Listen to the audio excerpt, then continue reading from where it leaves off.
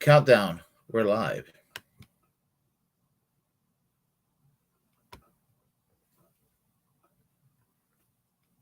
We are live, aren't we? I'm trying to do music.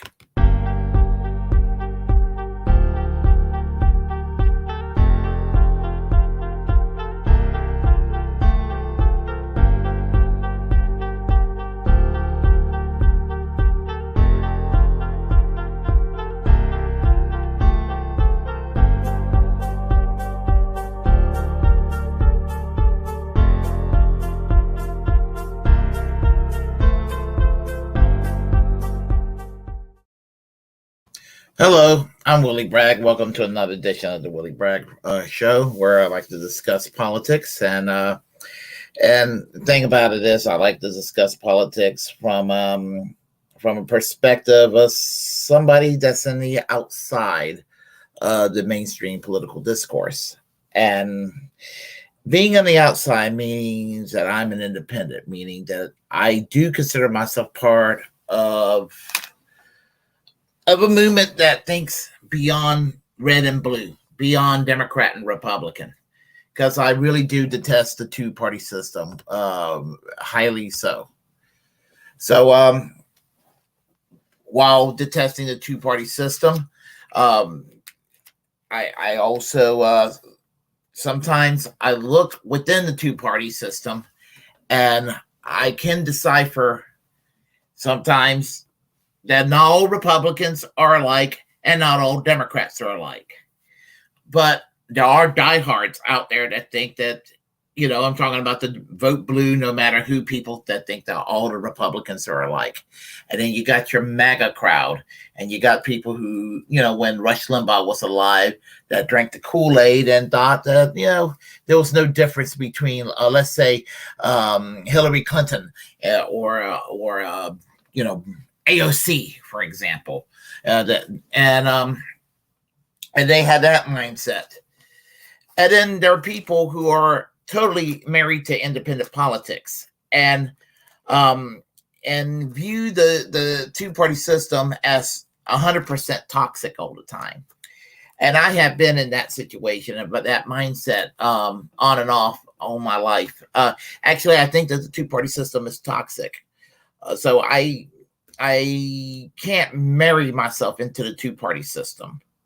But at the same time, I also think it's hopeless to rely totally on the outside of the two-party system, because everything is so stacked against third parties. But I don't give up on third parties. But while I don't give up on third parties, at the same time, even though I look at the two-party system with basically a contempt, sometimes you see people that shows a lot of promise, and then when you support certain candidates, they will let you down. And that's happened quite a few times in my early years. It was voting for Bill Clinton, and he was an instant letdown. I didn't have any high hopes with Bill Clinton, but he turned out to be more disappointing than I thought he was going to be. I was, and so I became more radical later on. But as the time gone on, and I've seen as I said, the movement for Bernie, as when it started in 2016, I've seen that movement do some positive things, and I've seen it do some negative things. Or, well, I will say for every 2 steps it made, it took 1.5 step back, because everything is kind of rigged. And it's been said that people who tried to change the Democratic Party, you don't change the Democratic Party. Many times, more times than not, the Democratic Party will change you. And so you're in a conundrum. And so, aside from Bernie Sanders running in 2016, 2020, and possibly again in 2024, many of us on the left have had high hopes with the squad, AOC in particular. Ayanna Presley, Ilhan Omar, Rashida Tlaib, and a slightly more members of the squad these days. And one can make an argument that there's so few of the squad compared to normie Democrats that's kind of hard to make a difference. And anyway, so it seems like a lot of them are too afraid to fight, or they have been bought out, or that's how it appears. So everything is frustrating. And of course, someone like myself, it's easy to be in the outside, criticizing them from the outside. But I have that luxury. I also know that they're in a precarious situation too. So, but I want to talk about people who sound great on paper, who are like up and coming and showing a lot of promise this year. And it's not that I endorse Democrats per se, but I do want to talk about a particular race in Pennsylvania. So we will start there. And that is the senatorial race between John Fetterman, who's the Lieutenant Governor of Pennsylvania, and Congressman Conor Lamb of the 17th Congressional District. And the thing about it is that Conor Lamb is everything that I have long despised about Democratic Party politics. Conor Lamb is a corporate Democrat. And I don't mean he's just a generic down the line Democrat that just kind of refused to go back to being a traditional Democrat. He is basically almost a Republican in his approach and how he votes and everything. And contrast that with the Lieutenant Governor of Pennsylvania, John Fetterman, who is a traditional Democrat. How Farron Cousins himself described John Fetterman, he basically said that someone like a John Fetterman, who would be seen as far left today, would have been considered your typical Democrat 60 years ago. Now, before someone like a Hubert Humphrey would be considered a national joke later on, there was a time that someone like Hubert Humphrey, who in the 1950s, and before he became vice president, one could say that Hubert Humphrey was the Bernie Sanders of his time. In a way, he was. And so someone like a Bernie Sanders today, as an independent socialist, his politics was actually closer to being a mainstream Democrat, even as far back as recent, shall I say, as the 1970s. Somebody who would be in the George McGovern wing of the Democratic Party, Hubert Humphrey, and or a Ted Kennedy type. So, except that Bernie Sanders' politics is going to be considerably better. Although I can argue there's room for improvement sometimes, having that said. But having all that said, because it's all been said, you have to kind of watch out, because the system is rigged indeed. It is rigged.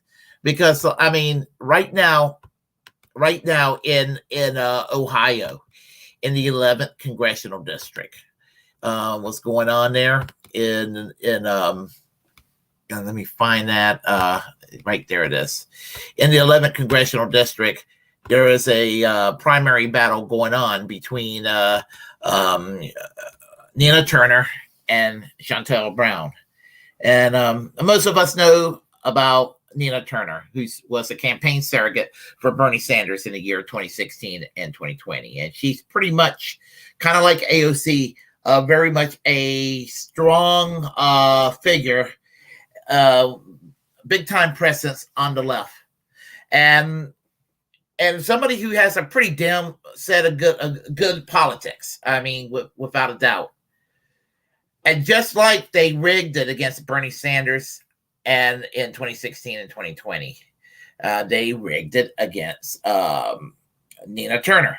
with regard to basically taking Shontel Brown, who was in a distant second, and the corporate Democrats basically put all their resources behind her, along with Republican donors, and they went and made damn sure that Nina Turner was not going to get the nomination. And Shontel Brown was easily elected into that Congress seat that was previously filled by former Congresswoman Marcia Fudge. Now, Nina Turner's trying to get that seat, and what they did something dirty. They admitted Shontel Brown into the Progressive Caucus, and she's a very right-wing Democrat in a lot of ways. But she also belongs to the New Democrat Coalition, which is for very, very conservative, very, very corporate Democrats. And so, what happened is that in that particular race, the Progressive Caucus were forced to endorse one of their own because she's a member of the Progressive Caucus. So they were forced to do that. I guess nobody could say she was forced to, but I guess doing that, basically Nina Turner was stabbed in the back. And you see how this sort of shit works. And I feel sorry for Nina Turner because there's a lot of good people on the left that's been frustrated with her, and they are too quick to wanting to abandon her. But I'm going to go into quick defense of her. I was a little disappointed when she said that she was showing some reluctance. She wouldn't really give a definitive answer about forced to vote, and I wish she would have. But for all those who were kind of critical on it, let me just say that I actually believe that had Nina Turner defeated Shontel Brown last year and would have been elected into Congress, I think that given an opportunity, that unlike AOC and the rest of the squad, I think that she would have actually organized for something like forced to vote on whatever given issue. So I do have that much faith in Nina Turner. And I would be okay with if I lived in the 11th district of Ohio, I would certainly vote for Nina Turner and not feel dirty about it. And I'm saying that in desire of a third party, a strong third party to supplant the Democratic Party. I'm always desiring a Labor Party. Some sort of Labor Party, always is a part of who I am. So getting back to where all this rigging business started. It started back in 2016 when Hillary Clinton, who felt bloody well entitled to that presidency, and the Democratic establishment written off Bernie, thought he was not. They just thought he was as goofy as Dennis Kucinich or someone like that. They didn't think it was going to be a real threat. And then he turned out to gain a lot of momentum. I don't even think Bernie Sanders thought he was going to do this well. And so he gained momentum, and the Democratic Party did everything they could to put a stop to him. And they cheated him in 2016. And it was one thing to be cheated the way he was cheated in 2016. But I give him credit for putting up a better fight in 2016 than he did in 2020. I was very, very disappointed how he just gave up so quickly and bent the knee so quickly. I know in 2016 it was easier to hate Hillary Clinton. I don't like Joe Biden, but next to Hillary Clinton, Joe Biden is he's less hateful than Hillary Clinton. He's likable when you take away all his shitty politics and you look at him as a cuddly old granddaddy type. I guess I can understand the empathy I guess Bernie Sanders had when it came to Joe Biden. But please, I was cringed as hell when Bernie Sanders, when he was asked, does he think that Joe Biden could beat Donald Trump? Oh yes, of course, I think he could. Yes, I think he could beat Donald Trump. I mean, come on now. I mean that that was goofy, and that was goofy. And I understand your friends, Bernie. I understand your friends with Joe Biden, but that there's a limit. Honestly, there's a limit. So anyway, getting back to this whole gubernatorial race in Pennsylvania. I mean, all the special interest groups out there, they're wanting to put a stop to John Fetterman because they seem to view him as a serious threat. I mean, that John Fetterman is a threat. This is why they're behind Conor Lamb. And yeah, I mean, he's just terrible across the board. I mean, he is really, really just a special kind of obnoxious. I mean, he's to the level of everything that I would despise in a Joe Lieberman, or someone like I'm trying to think, Debbie Wasserman Schultz, or someone like that. I mean, he is to that level, and these are the kind of people that the Democrats embraces every damn time. When push comes to shove, they think they can win with goofballs like Conor Lamb, the kind that's afraid to take his own side in an argument. Not that he's a quote unquote liberal or progressive, but that's what Democrats are attached to. So when the Republicans go on the attack mode, they go into I'm not a liberal, kind of attitude. I've seen that all my life. It's really annoying. And then they'll pretty much just go and promise that I'm just less of an asshole than he is, but I promise to all you assholes out there that want an asshole, I'll be an asshole. I'm just going to be a nicer asshole than that asshole. And I'm just really tired of people like Conor Lamb. I really am. I mean, he sickens the hell out of me to like there's no tomorrow.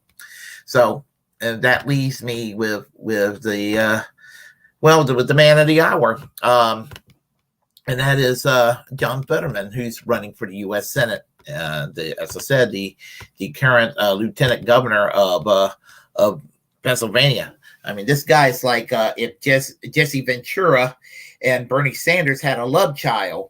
I mean, that's what he reminds me of. I mean, he's like Bernie Sanders and Jesse Ventura is one person, and he comes across as authentic to a lot of people. I mean, the guy, I understand he only owns one suit, and he rarely wears that one suit, and apparently when he goes and he met the president, he was wearing like basketball shorts. I mean, and that's, and you compare that to people who dress themselves up to the nines when going out into the public, because a lot of politicians they're kind of like celebrities, and they go out of their ways to make sure their hair is combed just right, and they got their suit and tie just right, or the women are dolled up just right, or what have you.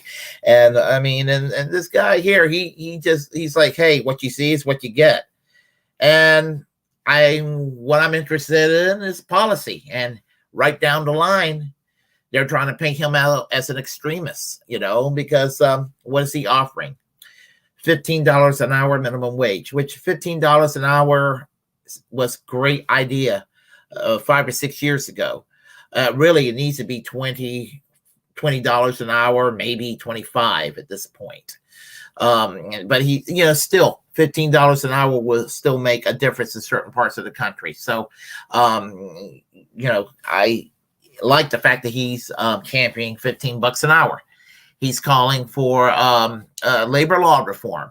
I didn't know this until recently, that Pennsylvania, when it turned Republican, they turned the state into a right-to-work state. I would have never thought a place like Pennsylvania would go right to work.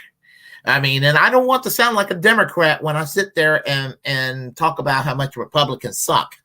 And I'm not talking about, I'm not talking about the culture war stuff. Well, yeah, the social issues is a good reason not to vote Republican. I have often said that Jesse Helms is the physical embodiment politically why I don't vote when Republican. Going back to my younger days, Jesse Helms is why I don't vote Republican. And if you don't know who Jesse Helms is, please look him up. If you don't know who he was an embarrassment to North Carolina. He's the reason why I don't vote Republican. But but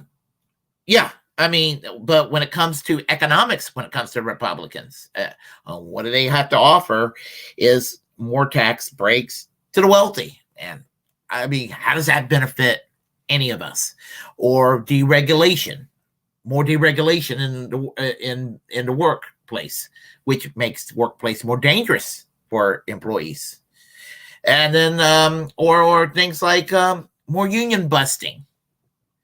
And how's that beneficial to all of us?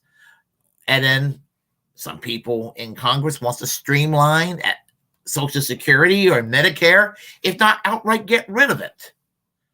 How's that beneficial? I see no reason why people should vote Republican. I really don't. But I mean, I don't want to sound too much like a partisan asshole when talking to these people. I really don't. I don't think the average person who is a Republican are evil, but gosh, please think about what you're doing when you vote Republican. Because honestly, when you vote Republican, you vote against your own self-interest. Not that voting for the Democrats is any better. Because there's a lot that can be said about the Democrats. Look what Bill Clinton's done to the Democratic Party, which is why the Democratic Party can't get anything done in the year 2022. Can't get anything done in the last 30 years, really since the days of Reagan. Reagan made the Democrats afraid to be Democrats, and the Democratic Leadership Council made sure that the Democrats remain in a cowardice position and to remain, you remain basically a cuck oppositions, even when they're officially governing, because they're afraid to govern. When they're governing, they're afraid to do what's right because they're afraid they're going to lose in the election. You see in 1972, McGovern lost to Nixon in a 49-state landslide. But you know what? Democrats still pretty much control the country otherwise. And same thing in 84 with the Reagan landslide of 49 states. The Democrats still pretty much control the country. Bill Clinton comes along with this new Democrat bullshit, loses both houses of Congress, and that's just been the way for the Democrats since then. Obama, same thing. Both houses of Congress lost when governing like Republican light. And the same thing now with Biden. With Biden, he's governing like Republican light too, just like Barack Obama did prior and Bill Clinton did in the 1990s. And again, I already knew when Joe Biden got elected, sworn in, I already knew that the Democrats are going to go and lose both houses of Congress. Anything can happen between now and November, but that's what I see, the writing on the wall. Now, it looks like that John Fetterman will win the U.S. Senate race. That is one area where I think there's some optimism. And if he wins, he will obviously be the second most left-wing senator in the Senate, second to Bernie Sanders. Move over, Elizabeth Warren. Move over. I don't even think Elizabeth Warren is a fourth or the fifth most left-wing senator. She's pretty sorry these days, as far as I'm concerned. She's a snake. Elizabeth Warren is a snake. Never forget that. But with regard to John Fetterman, if I lived in Pennsylvania, I would certainly give him my vote and wish him the best in that regard, knowing full well what the Democratic Party apparatus will do, because I know what they do. But at the same time, I don't think it will hurt anything to see him, elected to the Senate. If for no other reason, to at least have somebody to be there as a buffer zone against what Republicans can do at the end of the day, where they are really still, pretty bad at what they do when they're around, exercising their power. So that's pretty much what I have to say about that. So let me do this here.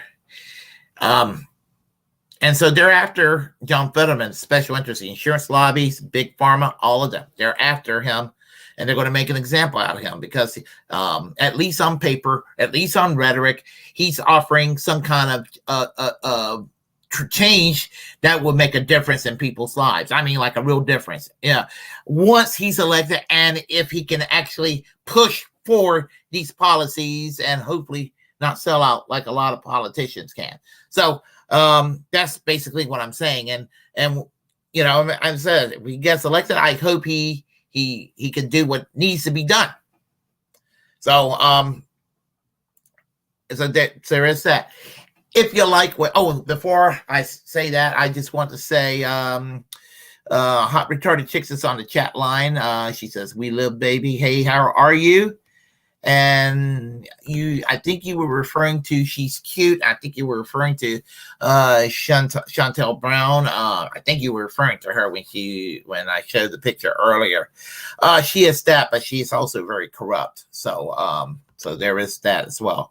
If you all like what you heard, press like and comment. Apparently, pressing like helps with algorithms. Comment. I will reply whether you like what I have to say or not. We can have a conversation. Feel free to share the content on this channel. As a First Amendment absolutist, it's my duty to inform you to create your own platform and utilize it, because we are the muckrakers of our time. We really are. So, sorry. Let me see. Let me finish saying what I was saying. I'm sorry about that. Subscribe to this channel, hit that notification bell, and remember, we have a class struggle we need to wage, and because we need to. And until next time, remember, we're all Julian Assange, and I'm going to conclude with music. Sorry that I played the music a little premature there.